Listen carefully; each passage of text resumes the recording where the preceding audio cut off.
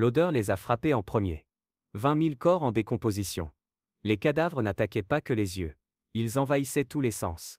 Même les soldats ottomans les plus aguerris vomissaient sur place. Le sultan Mehmed II, l'homme qui avait conquis Constantinople, s'attendait à trouver une ville en état de siège. Au lieu de ça, il trouva quelque chose qui allait le hanter pour le reste de sa vie. Une forêt. Mais pas d'arbres. Des êtres humains, empalés sur des pieux. Leur corps à différents stades de décomposition. Certains bougeaient encore après plusieurs jours d'agonie. Au centre, sur le pieu le plus haut, portant ses robes de cérémonie, se trouvait Hamza Pacha, le propre général de Mehmed. Dans les prochaines minutes, tu vas découvrir la vérité la plus atroce sur le véritable Dracula. Des preuves que les chroniques médiévales ont tenté de cacher. Un homme si brutal, si créativement sadique, que même les conquérants les plus féroces fuyaient à la vue de son œuvre. Mais ce qui rend cela encore plus dérangeant, ce n'est pas un mythe, ce n'est pas une légende. C'était un homme réel. Un homme qui avait découvert qu'un corps humain pouvait survivre 3 jours empalé, si on le faisait correctement. Et je vais te révéler comment il a appris cette compétence. Et pourquoi un enfant enchaîné dès sa jeunesse est devenu le souverain le plus terrifiant de l'histoire européenne. Hiver 1431. Sighisoara, Transylvanie. Dans une maison de pierre marquée d'un dragon, une femme crie en accouchant.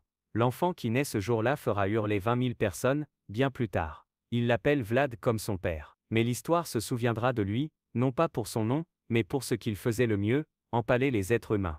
Son père Vlad II Dracul était membre de l'Ordre du Dragon, un ordre militaire chrétien chargé de défendre l'Europe contre les Ottomans. Dracul signifie dragon en roumain. Son fils serait connu comme Dracula, le fils du dragon. Mais ce n'est pas ce nom qui allait faire trembler 2 continents. Ce serait sa méthode d'exécution préférée. Imagine le monde dans lequel cet enfant est né. L'Empire ottoman avançait à l'ouest comme une peste. Les royaumes chrétiens tombaient les uns après les autres. Constantinople, le joyau du monde byzantin depuis plus de 20 000 ans, était sur le point de tomber. Entre l'Empire ottoman et l'Europe chrétienne se trouvait la Valachie, une petite principauté servant de tampon sanglant. C'est là que le jeune Vlad a pris ses premières leçons sur le pouvoir. Le pouvoir vient de la peur. Et la peur vient de la douleur. Mais pour comprendre comment un prince devint un monstre, il faut d'abord dévoiler le moment exact où son enfance prit fin. Sultan Murad II invita Vlad Dracul à une réunion diplomatique. C'était un piège. Mais Dracul n'avait pas le choix. Il emmena avec lui ses 2 fils, Vlad, 11 ans, Radu, 7 ans. Dès qu'ils franchirent la frontière ottomane, ils furent arrêtés.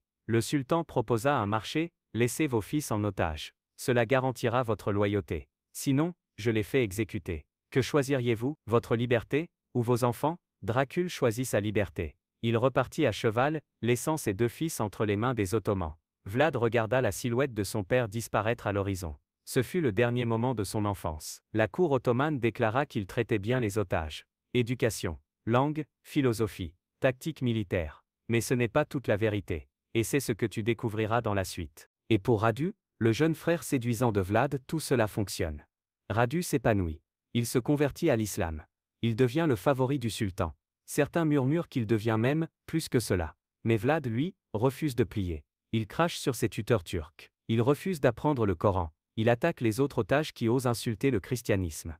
Et pour ça, il paie. Les Turcs ont des méthodes pour briser les enfants têtus. La falaka. Il frappe la plante des pieds jusqu'à les fendre. La bastinado. Pendaison à l'envers pendant que les gardes le frappent à coups de bâton. La famine. L'isolement. L'obscurité. Mais voici les détails que les historiens évitent souvent. Pendant sa captivité, Vlad est forcé d'assister à quelque chose qui va définir tout son avenir. Des exécutions ottomanes. Et pas n'importe lesquelles, des empalements. Une méthode réservée aux ennemis spéciaux. Ceux qui méritent non seulement la mort, mais plusieurs jours d'agonie publique. Le jeune Vlad regarde. Les prisonniers sont forcés de s'asseoir sur des pieux huilés. Leur propre poids les enfonce lentement, le bois entrant dans leurs entrailles. Il observe. Il apprend. Il comprend que le pieu ne doit pas être trop pointu, sinon il perce trop vite les organes vitaux. S'il est bien arrondi, le pieu remonte le long de la colonne vertébrale, ressort par l'épaule, ou la bouche. Et la victime reste vivante. Pendant des jours. Vlad a 12 ans. Il regarde des gens mourir, centimètre par centimètre, et il mémorise chaque détail. Pendant ce temps, en Valachie,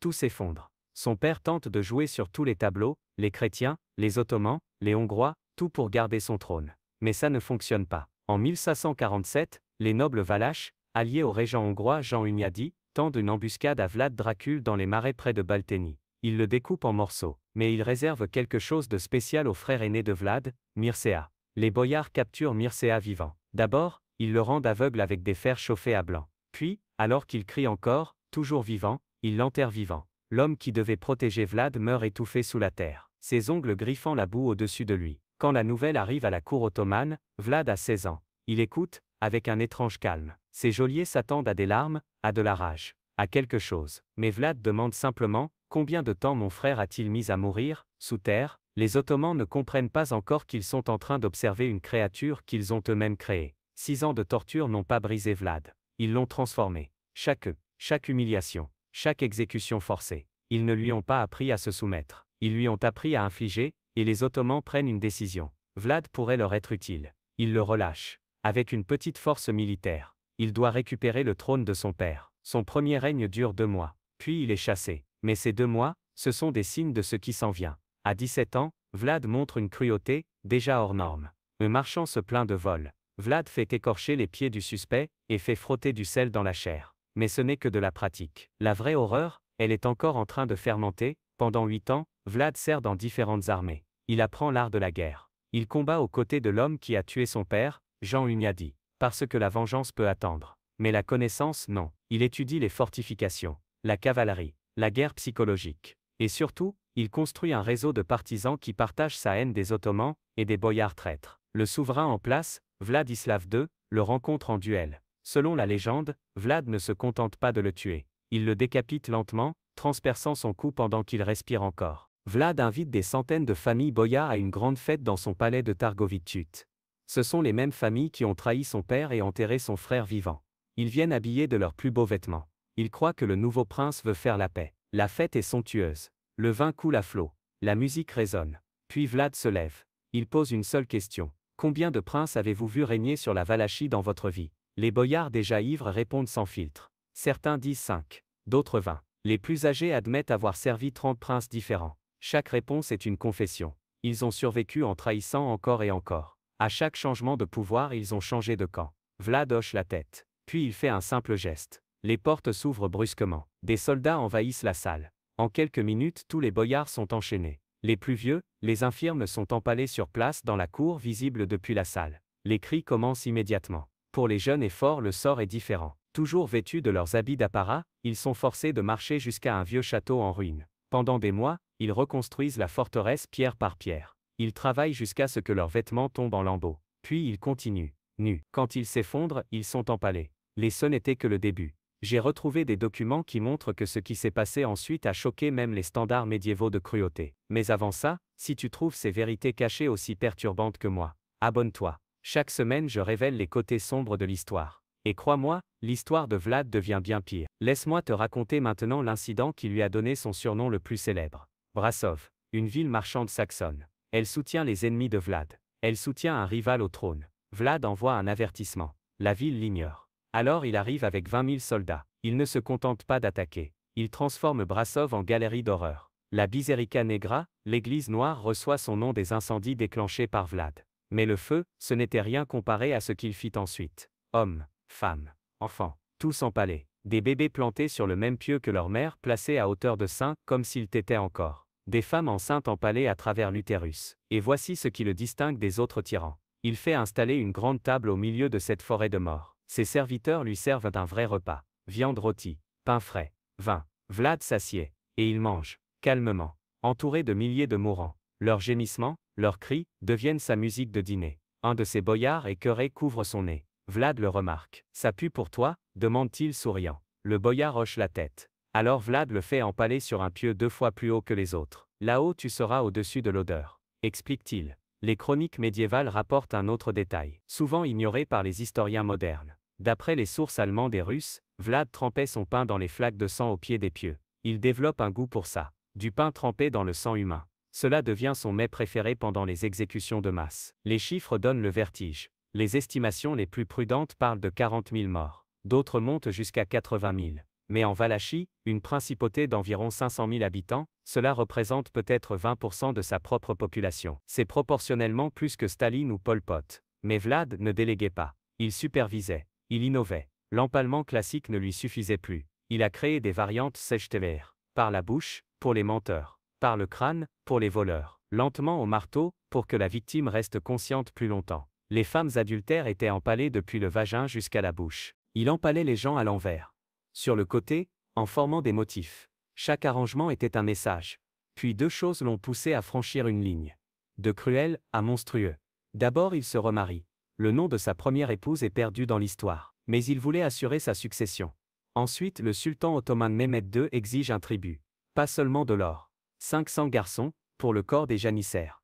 Des enfants à convertir à l'islam. À former en soldats. La réponse de Vlad, il envoie un message au sultan, viens les chercher toi-même. Quand les émissaires arrivent, ils refusent d'enlever leur turban. Une coutume religieuse. Vlad les félicite pour leur foi. Puis il fait clouer leur turban directement sur leur crâne avec des pointes de fer de 3 pouces. Ils sont renvoyés vivants à Constantinople. Le turban toujours sur la tête. Maintenant attaché pour toujours. Le sultan réagit. Il envoie une armée menée par Hamza Pacha. Mais Vlad les attend. Il lance une embuscade de nuit. Des milliers de prisonniers. Tous empalés. Mais Hamza Pacha, Vlad lui réserve un sort spécial. D'abord il est castré. Ses parties génitales sont enfoncées dans sa bouche. Puis il est empalé sur un pieu, plaqué or. Même dans la torture, le rang doit être respecté. Nous sommes maintenant en 1000, et ce qui arrive ensuite fera de Vlad une légende éternelle. Le sultan Mehmed II, celui qu'on appelle le conquérant, l'homme qui a pris Constantinople, mène personnellement une armée. En 50 000 hommes. Certains disent 300 000. Vlad n'en a peut-être que 30 000. Des vieillards, des garçons, il ne peut pas gagner une bataille directe. Alors il n'en donne pas. Il brûle les champs, il empoisonne les puits, il évacue chaque village. L'armée ottomane avance à travers des cendres, à travers un silence total. Mais ce n'est pas tout. Vlad envoie des prostituées malades dans leur camp. Des hommes infectés de peste se glissent dans leurs rangs. Des soldats ottomans meurent, avant même que la guerre ne commence. Puis vient le 17 juin 1462, l'attaque de nuit. Avec une petite unité de cavalerie, Vlad infiltre le camp ottoman. Son objectif, atteindre la tente du sultan et le tuer. Finir la guerre en un seul coup. Il mène l'assaut lui-même. Sabre à la main. Il découpe les gardes.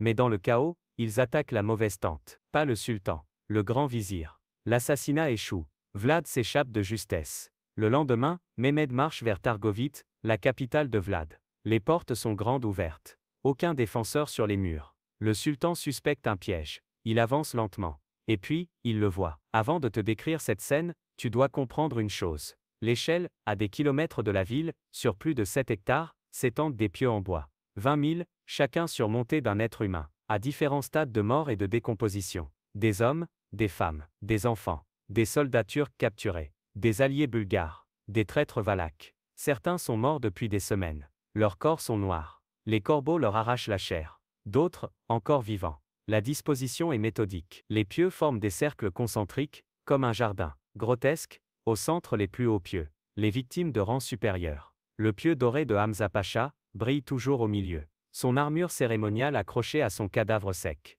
L'odeur fait vomir les soldats. La vue fait pleurer les vétérans. Et ce sont des hommes qui ont conquis des villes, qui ont vu Constantinople tomber. Mais ceci, ce n'est pas la guerre. C'est autre chose. C'est une vision de l'enfer. Le sultan Mehmed II, l'homme qui avait écrasé un empire millénaire, regarde cette forêt de mort. Et il murmure les mots que l'histoire retiendra: je ne peux pas prendre la terre d'un homme qui fait de telles choses. Que peut-on faire contre un tel démon? Il fait tourner son armée. L'homme qui ne reculait jamais, bat en retraite. Mais le plus troublant c'est ceci. Vlad considérait tout cela comme son chef-d'œuvre. Pendant que Mehmed fuit, Vlad marche entre les pieux comme un artiste dans sa galerie. Il ajuste les corps qui ont glissé. Il note les angles qui prolongent l'agonie. Ce n'est plus de la guerre psychologique. C'est du plaisir. Un chroniqueur turc capturé, souvent effacé des récits, a écrit que Vlad se rendait parfois seul la nuit, sur les champs d'empalement. Il s'asseyait parmi les mourants. Il écoutait leurs gémissements comme s'il s'agissait de musique. Il touchait les pieux pour ressentir les vibrations de leur corps agonisant. Il apportait du vin, et trinquait, avec les mourants. Voilà qui il était vraiment. Pas un patriote. Pas un souverain dur mais juste. Un homme qui trouvait sa joie dans la souffrance humaine, poussée à l'extrême. Les Ottomans repartent. Mais ils laissent derrière eux, le frère de Vlad, Radu. Tu te souviens de Radu, celui qui avait prospéré chez les Ottomans. Il offre aux Valaques un choix simple. Le suivre, et vivre en paix, ou rester avec le fou de l'empalement. Ce n'est pas un choix. Les nobles de Vlad l'abandonnent. Son armée s'effondre. En août 1942, Vlad s'enfuit en Hongrie. Il cherche l'aide du roi Mathias Corvi. Mais Mathias communiquait déjà avec les Ottomans. Vlad est arrêté et emprisonné. 12 années à pourrir dans une cellule hongroise. Mais même là, la maladie persiste. Les gardes racontent avoir trouvé des rats morts, soigneusement empalés avec des éclats de bois. Des oiseaux, transpercés sur des plumes. Des insectes, épinglés sur des planches. Un mini-champ d'empalement dans une cellule. Quand on lui demande pourquoi, il répond calmement. Je ne veux pas perdre la main. 12 ans, et sa priorité, c'est de garder ses compétences intactes. Pour torturer des êtres vivants. Les gardes, horrifiés, arrêtent même de lui donner des objets pouvant être taillés. Mais les temps changent. La Hongrie a de nouveau besoin d'alliés. Vlad est libéré. Il reçoit une épouse noble hongroise. Il se convertit au catholicisme. Un geste politique. On lui donne une armée. Il repart conquérir la Valachie. Son troisième règne commence en 1147-176. Il est plus âgé, dans la quarantaine. Mais la cruauté, elle n'a pas vieilli. Elle a fermenté. Les empalements reprennent. Mais maintenant, il ajoute la torture psychologique. Il force les familles à regarder leurs proches empalés devant eux. Les enfants d'abord, puis les mères, puis les pères. Il développe une méthode qui garde les victimes en vie, jusqu'à une semaine. Une histoire de cette période est tellement grotesque que même les chroniqueurs hésitent à la noter. Des prisonniers turcs sont amenés, empalés dans un motif précis, des pieux plus courts à l'avant, plus longs à l'arrière. Un amphithéâtre de souffrance. Au centre, une femme enceinte, empalée verticalement. Elle meurt lentement. Et dans sa lente agonie, elle accouche. L'enfant meurt immédiatement. Vlad regarde. Il prend des notes. Il chronomètre les étapes. Ce n'est pas de la folie. C'est du mal pur. Au-delà de toute compréhension humaine, décembre 1146, Vlad marche avec une petite troupe, lorsqu'il tombe dans une embuscade ottomane. Les récits varient. Certains disent qu'il a été trahi par ses propres hommes, fatigués de servir un monstre. D'autres que les Turcs l'ont submergé. Mais une chose est sûre, Vlad l'Empaleur meurt en bataille. Et sa tête est séparée de son corps. Les Turcs prennent sa tête. Ils l'emportent à Constantinople. Le sultan Mehmed II l'a fait exposer, empalé, au-dessus des portes de la ville. Il y a quelque chose de poétique là-dedans. L'empaleur, empalé. Mais seulement dans la mort. Son corps, on dit qu'il fut enterré au monastère de Snagov. Mais lorsqu'en 1931, des archéologues ont ouvert la tombe, elle était vide. Certains disent que les moines terrifiés à l'idée d'abriter un tel mal ont déplacé le corps. D'autres murmurent des choses plus sombres. Mais la mort de Vlad n'a pas mis fin à son histoire. Tu crois peut-être que je vais te parler de Bram Stoker ou des vampires? Non. Parce que la vraie horreur, ce n'est pas la légende. C'est la réalité. Aujourd'hui, en Roumanie, Vlad est considéré comme un héros national. Oui, tu as bien entendu. L'homme qui a assassiné 80 000 personnes. Qui trempait son pain dans le sang pendant que des enfants mouraient devant lui. Qui empalait des bébés sur les seins de leur mère. Cet homme a des statues. Son visage orne des mugs, des t-shirts, des aimants à touristes. Les nationalistes roumains l'honorent comme le défenseur du christianisme, un mur contre l'expansion ottomane. Ils parlent de sa justice implacable, de sa résistance, de sa loyauté envers la terre. Mais ils oublient les cris dans la forêt, les enfants empalés, le vin, les festins, les plaisanteries au milieu des agonies. On dit qu'il avait rendu la Valachie si sûre qu'une coupe d'or pouvait rester sur une fontaine publique sans jamais être volée. Ce qu'on ne dit pas, c'est que cette sécurité venait d'une terreur tellement absolue que les gens avaient peur de respirer. C'est ça, la véritable horreur. Pas que les monstres existent, mais qu'on leur pardonne, qu'on les justifie, parce qu'ils étaient de notre côté. Vlad n'a pas empalé 20 000 Turcs pour défendre le christianisme. Il les a empalés, parce que ça lui plaisait. Il a empalé des chrétiens aussi, des commerçants, des femmes, des enfants. Il n'attendait pas une excuse. Et quand il n'en avait pas, il en inventait une. Les autres dirigeants du Moyen-Âge tuaient par nécessité. Vlad, lui, tuait par préférence. Il tuait ceux qui l'avaient regardé de travers. Des femmes qui avaient mal cuisiné. Des enfants qui pleuraient trop fort. Une fois, il a empalé des ambassadeurs étrangers pour être trop bien habillés. Une autre fois, il a rencontré un paysan avec une chemise déchirée. Il a demandé « As-tu une femme ?» L'homme a dit oui. Vlad a empalé la femme pour ne pas avoir su habiller son mari. Puis il a donné au paysan une nouvelle épouse. Avec un avertissement, si elle ne te garde pas bien vêtue, elle rejoindra la première. Ce n'était pas de la justice. C'était un homme détruit par le traumatisme, déformé par les tortures de son enfance, et devenu pire que ses propres bourreaux. Les Ottomans empalaient les ennemis. Vlad empalait tout le monde. Les Ottomans torturaient pour punir ou obtenir des aveux. Vlad, pour se divertir. Des psychologues modernes, après avoir étudié les chroniques, le classent comme un psychopathe sadique, probablement sexuellement dérangé. Beaucoup de ces empalements visaient les organes sexuels. Il reproduisait les tortures qu'il avait vues enfant, mais il les perfectionnait. Avec méthode. Avec passion. C'était un tueur en série. Mais avec une armée. Et un pays. Ce qui fait vraiment peur, c'est ce que racontent ceux qui le connaissaient personnellement. Il parle d'un homme cultivé, brillant, charismatique. Il parlait plusieurs langues. Écrivait de la poésie, étudiait la théologie, il n'était pas un brute. Il était bien pire. Un esprit lucide, brillant, et entièrement dédié à créer la souffrance parfaite. Un récit allemand raconte que des marchands étrangers visitèrent sa cour. Il les accueillit chaleureusement. Il leur offrit un repas, et en les raccompagnant, il leur dit en riant, « Pendant que vous dîniez, j'ai empalé vos serviteurs. Je voulais voir si vous le remarqueriez. » Il ne l'avait pas fait. Ils ont découvert les corps, en sortant. Voilà à quoi ressemble le mal. Pas de la folie délirante, mais une cruauté froide, calculée, et souriante. Dans sa dernière lettre, écrite quelques jours avant sa mort, Vlad se plaint. Pas d'une invasion, pas de trahison. Non, il se plaint que ses alliés hongrois ne le laissent plus empaler librement. Même face à la guerre, sa plus grande frustration, c'était de ne pas pouvoir torturer davantage. C'est ça, ce qu'était vraiment Vlad. Un homme, si accro à la souffrance humaine que sa pire punition était de ne plus pouvoir torturer. Quand la lame turque a enfin pris sa tête, elle n'a pas tué un défenseur du christianisme. Elle a abattu un animal enragé qui portait une couronne. Le vrai Dracula n'avait pas peur des croix. Il n'évitait pas le soleil. Il ne buvait pas le sang avec des crocs. Il a fait pire. Il a prouvé qu'avec assez de traumatisme d'enfance et un pouvoir sans limite, un humain peut devenir plus monstrueux que n'importe quel mythe. Il nous a montré que les pires horreurs ne viennent pas des créatures surnaturelles, mais des hommes abîmés, laissés libres de propager leur douleur. 20 000 corps pourrissant sur des pieux. Des bébés mourant sur les seins de leur mère. Des enfants forcés de regarder leurs parents mourir empalés. Des femmes enceintes accouchant sur des pics mourant en donnant la vie. Ce n'est pas une légende. Ce n'est pas une exagération. C'est l'histoire. Documentée. Par plusieurs nations. Plusieurs sources. Toutes racontant la même vérité. Et voici la chose la plus dérangeante de toutes.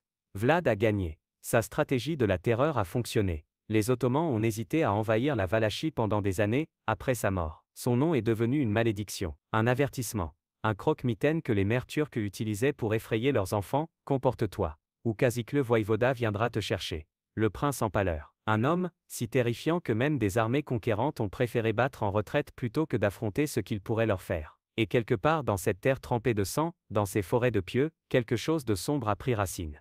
Pas un vampire. La réalité n'a pas besoin de fables. Mais l'idée que la cruauté absolue peut devenir du pouvoir. Que la peur vaut mieux que 1000 soldats. Qu'un seul homme assez tordu peut faire fuir des empires par sa seule volonté de faire ce qu'aucun autre n'ose faire. Vlad n'a pas seulement tué des gens. Il a tué l'idée qu'il existe une limite à ce qu'un humain est capable d'infliger. Il a prouvé qu'avec assez de douleur, avec assez de haine, n'importe qui peut devenir un démon. Et il a prouvé que parfois les démons gagnent. La forêt de cadavres, à l'extérieur de Targovité, n'était pas qu'un crime de guerre. C'était un message, un manifeste. Il disait, voici ce qu'un être humain peut faire. Voici ce que moi je peux faire. Et j'en prends plaisir. Même de le conquérant, l'homme qui a vu Constantinople tomber, qui a vu des royaumes s'effondrer, a vu cette forêt, et il a reculé. Parce que ce n'était plus la guerre. C'était autre chose. Quelque chose qu'aucune victoire ne pouvait réparer. Il a vu le visage du mal humain, nu, sans excuse, sans humanité. Et il a fui. Nous aurions tous dû fuir. Mais à la place, nous avons mis son visage sur des pièces. Nous avons élevé des statues, nous l'avons appelé héros. Nous avons salué ses victoires et ignoré ses victimes. Nous avons prétendu que la fin justifiait les moyens. Mais ce n'est jamais vrai. Ça ne l'a jamais été. Et tant que nous continuerons à transformer des monstres en héros, nous continuerons à en créer de nouveaux. Plus de Vlad. Plus de forêts d'empalés. Plus de preuves que le vrai Dracula n'avait pas besoin de crocs. Juste du pouvoir. Et une âme détruite. Vlad III est mort en hiver 146. Sa tête, plantée sur un pieu turc. Mais son héritage vit encore. Il nous a montré que l'homme peut dépasser tous les monstres imaginés. Chaque dictateur qui utilise la terreur. Chaque tueur qui trouve du plaisir dans la douleur. Chaque enfant détruit, qui grandit pour détruire les autres, ils sont tous les fils de Vlad l'Empaleur. L'homme qui a fait de l'enfer quelque chose de réel. Et qui a osé appeler ça la justice.